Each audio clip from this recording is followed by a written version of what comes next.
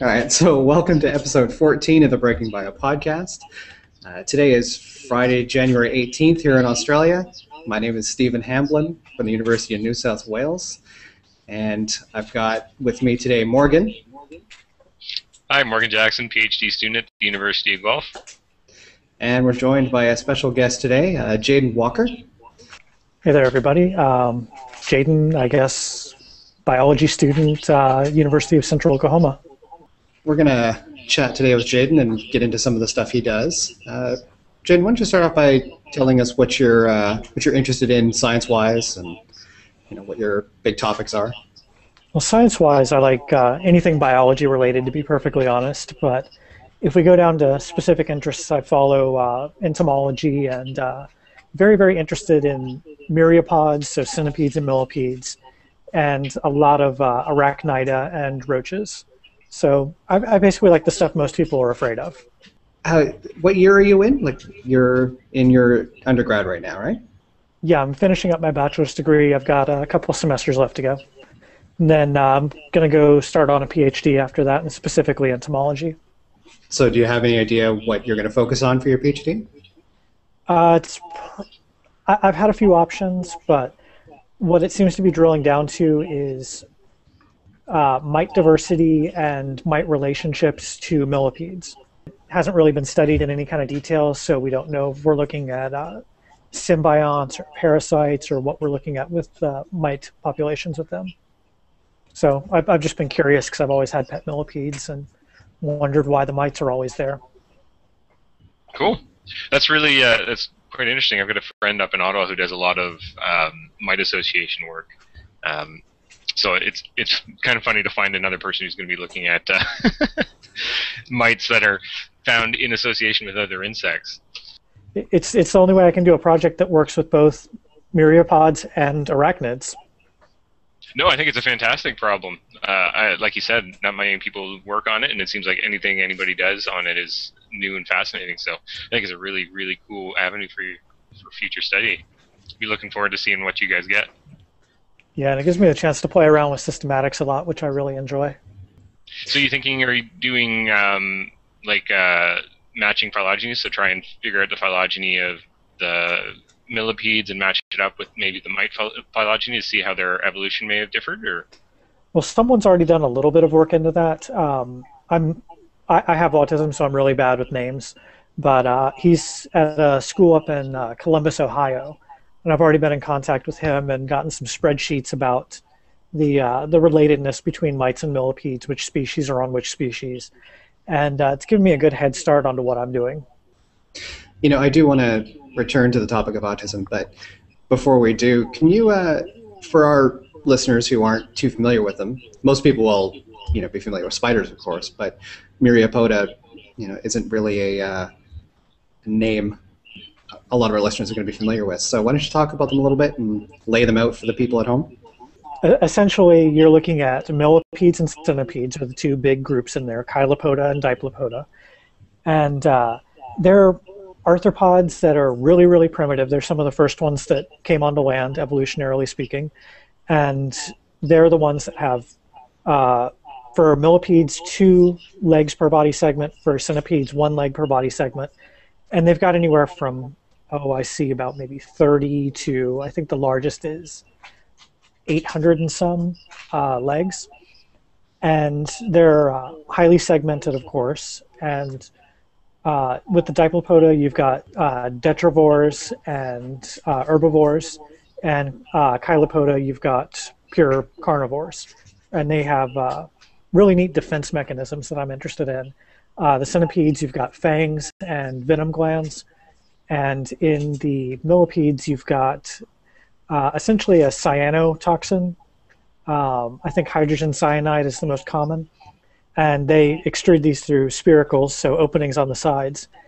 And my favorite little story that relates to that is I love to talk about the lemurs down in Madagascar that will pick up millipedes, rub them all over their bodies to keep mosquitoes off of them with these toxins. But at the same time, when they lick it off their fingers, they get high off of it. And I just love seeing other primates doing stuff like that. So yeah, that'd be how I'd explain Myriapoda in a quick little nutshell. I like it. I think you may have Very just good. increased the awareness by about 1,000% in our audience. Yeah, my philosophy is the more legs it's got, the more I like it. So anything over 6, I'm happy with. So that covers Arachnida and Myriapoda. That sounds like a good life philosophy. I noticed on your Twitter profile that you label yourself an amateur entomologist. How do you view your amateur status? Is this something you've been doing for a long time, or is it? Well, I mean, the way it was described to me is you can call yourself an amateur if you're not getting paid for what you do. And I'm definitely not getting paid for what I do. I've been collecting and observing bugs ever since I was a little kid. And I believe I was about 16 when I got my first official pet bug, like a tarantula from the pet store. And since then, it's ballooned to, I think the most I've ever had at one time is over 12,000. And that's just spiders. I'm not counting like my roach colonies I keep as well. But Sorry, 12,000? You had 12,000 pet spiders? 12,000 pet tarantulas. So we're talking big spiders. So they're not even too. like little social things that, you know, you could say, oh, there's probably about 100 in that baby food jar. You were actually dealing with 12,000 tarantulas at one point. In separate containers. So that's how I knew how many I had. I got heavy into breeding. I've done conservation efforts through breeding. I've just done breeding because it's fun, because it's a little profitable. I've gotten to the point now where 16 years into the hobby, I now breed to pay for my new spiders. So I don't actually pay money for pet spiders anymore. In fact, on Monday, I'm shipping out 6,000 hissing cockroaches to someone. And that's just going to pay for a couple more spiders I want. Okay, so we're going to just sit on this topic for a little bit because this is fascinating. So if you had 12,000 tarantulas at one point, how much room does 12,000 tarantulas in separate containers? So I'm thinking you've probably got like the little deli containers I've seen, like little convict containers, or were these in? They're obviously not in big aquaria or anything. Anywhere from 5-gram vials to about a 5-gallon aquarium, depending on the size of the spider. Right. And it took half of the bedroom that I still lived in at my parents' house. 12,000 spiders. Were your parents extremely nervous people? They didn't like that I had them. I'll say that much. Did you ever have any? Did you ever have any escapes, or you come in and go, "Uh-oh, where are they?" I've been doing this 16 years, and as I said, I've had tons of them, and they're always coming and going. So total numbers probably around 20,000. But I have had one escape, and the spider climbed out of the cage onto the side of it and built a web from the side of the cage to my desk and sat there for 6 hours till I got home. At which point I picked it up and put it back in the tank and got a better lid. That's pretty astonishing. I'm still blown away by 12,000 spiders sitting in your bedroom at one point. That number is just... At the moment, I've got about 30, and my wife has, I think, 25. So we're much lower numbers now. Yeah, I mean, I've got friends that have got, in the 30 number range for spiders and stuff like that, and I know how much room it took up in their bedroom to have that. I'm just trying to explode that in multiple factors. That 12,000 was mostly first instar, second instar babies. Yeah, in tiny so they little were in jars. little 5-gram vials. Yeah, but that's a hell of a lot of 5-gram vials that adds up to a fairly incredible you should amount have seen of how space. long it took me to feed and water all of these things. Oh, I can imagine. That was the part I didn't like. So what kind of spiders, what kind of tarantulas were you looking at? Were you looking at North American natives, or were you usually dealing with bred populations from what are normally neotropical, so Central and South America, Costa Rica? Mine are from all over the world. I've got some from India, Vietnam, different parts of Africa, South America, North America. I keep a pretty big variety myself, though I do tend to prefer Old World. They have a little more attitude and aggression, and I think that's a little more interesting personality-wise. So, Jaden, you mentioned earlier you have autism, and you're an autism advocate. So, tell us a little bit about that. How that's impacted your scholarly life, your personal life, anything you mention, and what kind of advocacy you do. Sure. I'll I can go on for a long time about this. So if I go on too much, just tell me to shut the hell up. I went undiagnosed with autism most of my life. I'm fairly high functioning. I'm very good at faking being normal for short periods of time. Most people don't see the down periods at home where I'm stressed out and I just lay on the couch and stare at the wall or stare at a video game for hours because it's a better world for me to deal with. Um, but I have an IQ of 180, so that's how I faked being normal my whole life. Failed out of every school I've been in since middle school, dropped out of high school, got my diagnosis at 25, and it absolutely changed my life because I knew what was wrong and how to fix it and how to compensate for it and all this kind of stuff. So once I started college and I had accommodations, like some of the obvious examples are no group work, extended deadlines if I need them, extended policies for like absences. Things along these lines have really, really changed my life, which now I'm in college with a 3.8 GPA. So, I mean, that definitely has turned things around. I mean, it's not exactly subtle. But I mean, a lot of the work I do as far as being an autism advocate, I run a blog on Tumblr. I think I've got, oh God, I'm probably going to be off on this number, but I want to say about 60,000 followers now. It's called Asperger's Issues, Asperger's being the more high-functioning version of autism. And what I do is, since I read so many damn articles and blog posts and funny images and stuff about autism throughout my day, I just started saving them all, and now I'm aggregating them through this site. So that way people can go to that and they can see, okay, here's some firsthand perspectives on autism. Here's an article about how someone dealt with this that helped them along. Here's just some stuff to laugh at, like, oh God, yeah, that happens to me every day. Here's a perspective from a parent about how hard this was for them to go through with their kid, like getting them the proper accommodations in elementary school or something like that. And this blog is something I just kind of push really hard. And then at the same time, through the Disability Services Department at my college, I'm on call whenever they get an autistic student that needs help finding their way around campus, finding out what supports they have available for them, if they need tutoring and they want someone that's not going to be as a neurotypical would be a non-autistic. So someone that's not going to teach them the way a neurotypical would learn the course. Just things along those lines. And it's been really different, the college experience for me because of this. And I can tell I'm now rambling on this subject, which is one of my wonderful symptoms.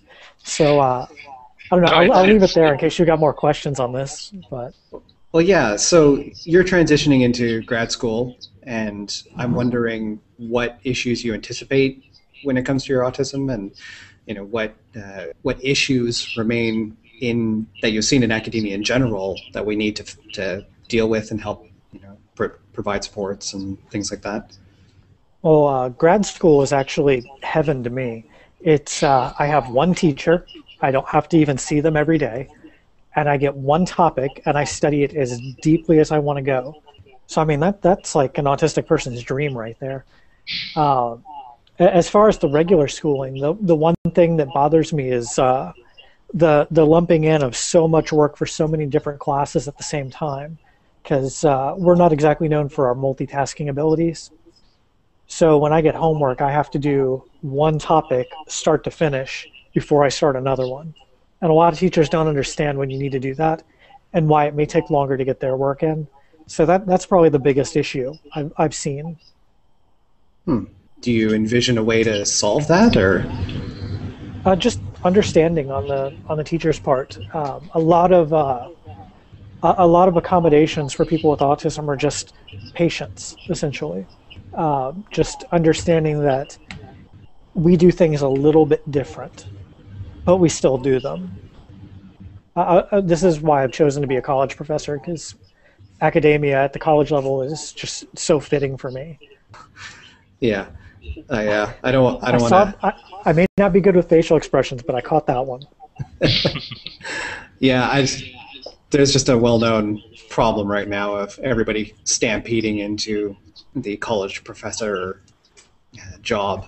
and Yeah, not I've being enough heard, but spaces. But yeah, I got to say though, anything's better than $700 a month disability.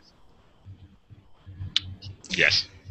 well, in that Well, regard, except for grad then school, because grad school yeah, pays less than that, unfortunately. So yeah, Well, you then I'm don't. once you glad I get past got that the little bit, then you're going to be, then I'm it glad I starts got the getting buffer better. of Social Security then. Yeah. As long as you don't go into academia expecting to ever be rich, you're going to be fine. No, I know better. Good I mean, stuff. grad school differs where you go. I mean, in Canada, we did okay, especially compared to some of the horror stories you hear in the U.S. Yeah, I'm actually hoping to move to Toronto after I finish my degree. Good choice. Always love that city. Well, I don't really like Toronto, but it's only an hour from here, so I guess I have to support that decision. But Well, I mean, it's probably better than Guelph. that's just rude. Yeah. Suck it, Well, there's Ontario. nothing wrong with Guelph. Guelph's awesome. Do you think there's anything particular about entomology that drew you in terms of maybe relation to the autism? Is it? Well, with autism, we like subjects that we can delve into head first that are really deep and complex. Some examples: there's a lot of autistic people that get obsessed with trains, train schedules, train models, train engines, or ones that get obsessed with baseball statistics, because that's a subject you can pick apart forever. Entomology for me is it's the biggest field in biology as far as number of things to study. You're never going to study everything in a lifetime. So no matter how far I go into it, theoretically, I could finish with myriapods one day and just go, okay, I've done everything. Oh, wow, okay, let's jump over here to roaches, or hey, let's go take a look at bees. Like, there's so many different topics you can jump into and never finish with. So I mean, it's the never-ending puzzle of it that really got a hold of me. Well, I'd like to just put in a plug for microbes here as being equally large. Yes. I suppose you can't put 20,000 of them in a jar, quite the same way, but. Well, you can, but the jar is just this big. Yeah. It doesn't take up half a room, so. Yeah. Well. I mean, I'm trying to remember how one of my teachers related it, and again, I'm really bad with numbers, but I want to say he said that there's something like 4 million described species, and 1 million of them are beetles. There's something like that. It's a very large percentage like that. I think the beetles right now are, again, I'm going off memory because I don't pay much attention to beetles, but I think they're about 750 to 800,000. But yeah, they're expected to be well over 1 million. Closer Yeah, to 2 I million, would. probably. I would love going into Coleoptera, but trying to pick apart all those different tiny black beetles and figuring out which one's which, I think I go insane doing that one. Yeah, the tiny little black beetles are the worst. The absolute worst. I ignore them. I've seen some pinned collections, and I can't even fathom how they pin these things. Yeah, it's tricky. It can be tricky, that's for sure. So. I was just going to ask Morgan, do you stick with the large colored beetles because they're like the charismatic beetles? I don't deal with beetles. I deal with flies, which is kind of the other thing that most people don't necessarily get into. But yeah, I ignore beetles completely. I kind of think that they're like the anti-hipster of the insects because everybody seems to work on beetles and know them. So I like to go things people don't know about. Probably haven't heard about it. Beetles and ants seem to be the big two, right? Yeah. Yeah, they are certainly the two areas where there's the largest number of work going on within the systematics community. So, which is a little weird. And I think you find the most casual entomologists doing Lepidoptera probably. Yeah, Lepidoptera. Well, again, this is because the tools for identifying them have become so easy and so ubiquitous. Is that at least in our lab, we call the butterflies, the moths, and now the odonates, so the dragonflies and damselflies, we call them the birds of the insect world because there's easy field guides for working with them. So you can have naturalists that go out and start doing their same thing with birding as they do with oding and mothing. So yeah, in that regard. Yeah, I can't say too much. I've got a mounted Atlas moth behind my computer over here. That's all right. And I'm just kind of observing, but is that a Luna moth on your neck? Yes, or is that Luna not moth on that side and Cecropia moth on that side. There you go. I've got bugs tattooed all over me. I noticed the beetle on your hand as well. It looked like a tenebrion or something. It's a roach. Oh, it's a It's roach. a Okay.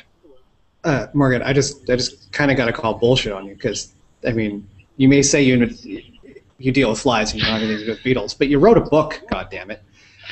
It's true. I did write a field guide on beetles, but to be fair, I was mostly the graphic Busted. designer. I didn't do much of the writing, and that was just to pay the bills for a year while I was off school. Yeah, I'm still calling bullshit. Okay, well, I don't pay much attention to beetles. But that's the point, though, is I can step in because there's been so much previous work, so I can step in and work on beetles when I need to pay some bills, because I can stand on the shoulders of literal giants and build off of their work to make these accessible guides for people. Whereas if I were to go through and try and figure it out, I couldn't tell you anything about the beetles themselves. But Now, see, you got to take the challenge like I just did, where I'm helping build an identification key for centipedes. I'm big time into making biological identification accessible for the masses and for everybody to play with. So, yeah. Now, if you can just help me get some iPhone apps to do it with, I'll be happy. Yeah, that'll be the The next ones for step that for sure. suck.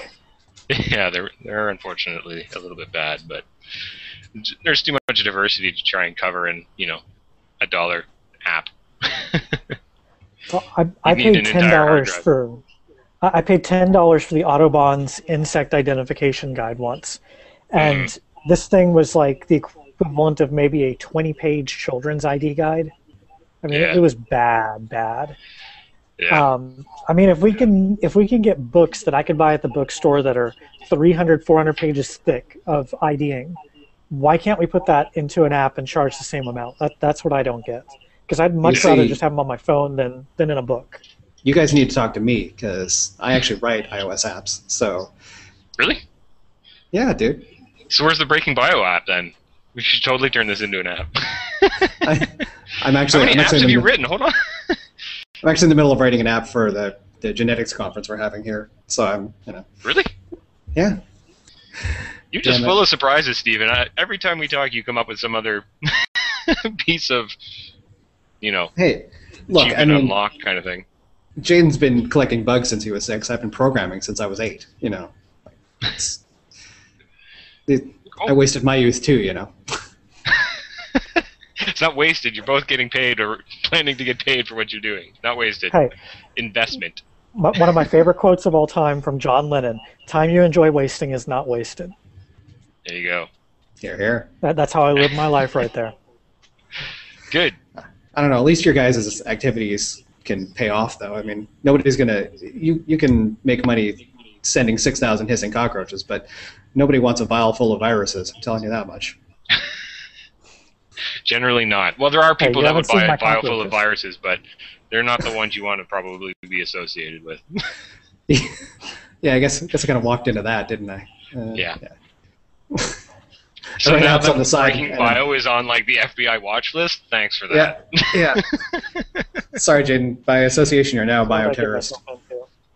Yeah. Oh boy. Not again. Yeah. Not again. So one more thing I think I wouldn't mind bringing up, Jaden, is that you're back to university now, but you had been a professional musician for a period of time, correct?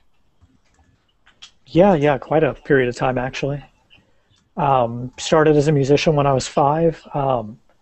Unknown to my parents, since I had no autism diagnosis, I'm actually a music savant. All they knew is I got really, really good at any instrument they ever bought me.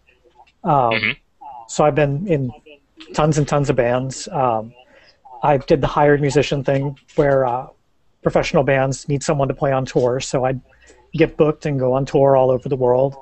So from about the time I was 16 until I injured my wrist at 26 or 27, I always forget exactly when, I was just a touring musician. I played everywhere, played any instrument. I've written my own albums where I just play all the instruments because I got sick of dealing with other people when writing music. And I've done, and other than getting the horrible drug and drinking habits that I saw everyone else with. That was my life for over 10 years.